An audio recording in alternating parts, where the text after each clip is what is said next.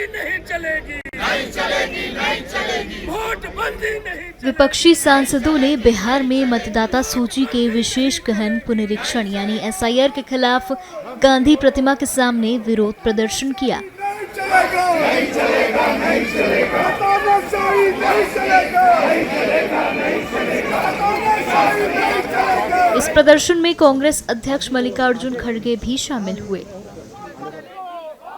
साथ ही सभी विपक्षी सांसदों ने हाथ में पोस्टर बैनर लिए जमकर नारे लगाए।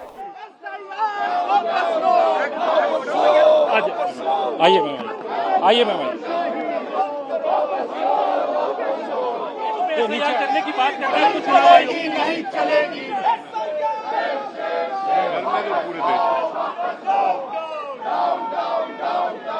हाँ, पूरे देश तक उनका मंशा है कि गरीबों को वोटिंग से निकाल देना, और वो खुद ये चाहते हैं कि एलाइट लोग ही वोट देना। जब अडल्ट फ्रेंचाइज इस देश में लाया गया, पंडित जवाहरलाल नेहरू जी और डॉक्टर बाबा साहब अम्बेडकर, इन्होंने कहा कि अडल्ट फ्रेंचाइज इस देश के लिए जरूरी है, क्योंकि इस देश में पढ़े लिखे लोग कम हैं, खेती बाड़ी के लोग भी कम हैं, और बिजनेस करने वाले कम हैं, और एम्प्लॉयमेंट भी गरीबों के पास नहीं है। इसीलिए हमको किसी को डिनाई न करते हुए हम लोग उन सभी को पावर देना चाहिए। एक झाड़ू मारने वाला भी हो, या इस देश में टाटा, बिरला या अदानी, अंबानी जैसे लोग भी हो, सबको बराबरी का वोटिंग होना चाहिए। लेकिन ये लोग डर के मारे आज ये रिवाइज करने की जो कोशिश कर रहे हैं, ये बहुत बुरी बात है। इससे देश का भी नुकसान होता है और लोकतंत्र का नुकसान होता है, और संविधान के तहत ये लोग नहीं चल रहे। वो अपने हुकूमत को बचाने के लिए बहुत से चीजें कर रहे हैं, लेकिन ये ठीक नहीं है।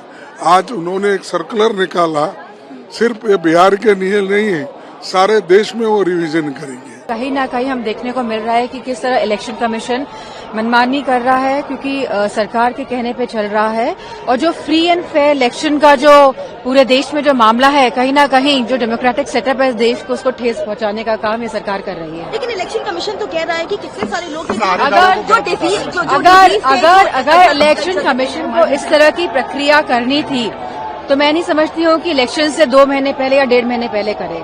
अगर इनको इस प्रक्रिया को सही अंजाम पे पहुंचाना था, तो जिस तरह की चीजें इलेक्शन कमीशन कर रहा है, कि जिस तरह वोटर्स, हम सुनने में आ रहा है लगभग 45 से 50 लाख वोटर्स पे इसका असर पड़ेगा, और इस कोई पारदर्शिता इलेक्शन कमीशन द्वारा नहीं दिखाई जा रही है। देखिए, इस देश में जब हम परेशान होते हैं तो बुजुर्गों के पास जाते हैं। गांधी के पास इसलिए गए, अम्बेडकर साहब के पास इसलिए जाते हैं। और हमारे चुनाव आयोग को ये सोचना होगा कि उसका आदर्श बांग्लादेश का चुनाव आयोग नहीं होना चाहिए। इलीट यहाँ बैठ करके तय कर दे और मतदाताओं की बेदखली की परियोजना को आप क्रियान्वयन करें, ये स्वीकार नहीं किया जाएगा।